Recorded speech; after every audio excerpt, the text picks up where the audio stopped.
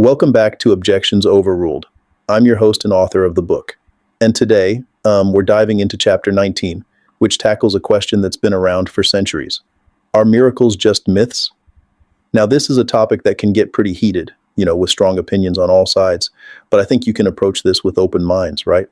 So, first things first, you have to understand that how you view miracles, it really depends on your worldview. Let's break down a few different perspectives just so we're all on the same page. Then you have deists who believe in God's existence, but they see him as a clockmaker who set the universe in motion and then stepped back. For deists, miracles would be like God tinkering with the clock he already built, which they see as unlikely. And of course, we have atheists who reject the existence of God altogether and consequently don't accept miracles for them. Everything must have a natural explanation, and one of the key players is none other than Sir Isaac Newton. Now, Newton was a brilliant guy, no doubt. He gave us the laws of motion, universal gravitation calculus, the list goes on. His work was groundbreaking. And it led to this view of the universe as being governed by fixed predictable laws. And this was a huge shift in thinking, and it paved the way for both deism and atheism. David Hume, the skeptical Scottish philosopher, was very vocal about his doubts regarding miracles. He argued that we should always trust the consistent laws of nature over accounts of extraordinary events. Basically, he's saying human testimony is just too unreliable, especially when it comes to something as outlandish as a miracle. But wait a minute. If miracles are truly impossible, how do we explain all the accounts we hear even today? I'm talking about people from different cultures, backgrounds, and beliefs, all reporting experiences that defy natural explanation. Craig Kinner, a scholar who has dedicated years to study miracles, has documented a huge number of contemporary accounts from around the world. This raises a question that Hume's skepticism can't easily dismiss. If miracles are just myths, how do we account for this volume of testimony?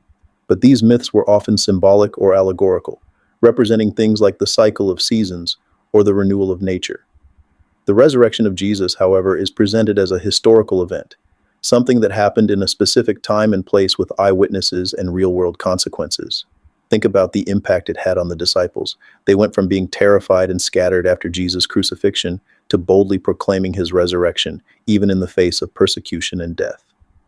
We have multiple accounts in the New Testament written by different authors, each with their own perspective, but all agreeing on the core facts. We also have evidence from early non-Christian sources, like Josephus and Tacitus, who mentioned Jesus and his followers, including their belief in his resurrection.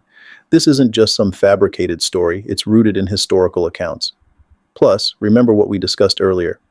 Miracles don't necessarily have to violate natural laws. They could be seen as unique events orchestrated by God that work within the natural order, but with conditions and mechanisms that are currently beyond our scientific understanding. It's like discovering a new law of physics. We acknowledge that there might be truths that are true, even if we can't fully understand them or prove them scientifically. And that, my friends, is where the possibility of miracles resides. It's in that space where faith and reason intersect, where science and the supernatural can coexist, where we recognize that there's more to reality than meets the eye. We miss out on an entire realm of reality, the realm of subjective experience, of meaning, of purpose. And it's within this realm, this space beyond the purely material, that the possibility of miracles truly comes alive. Miracles by their very nature, they challenge our neat categories, uncomfortable assumptions.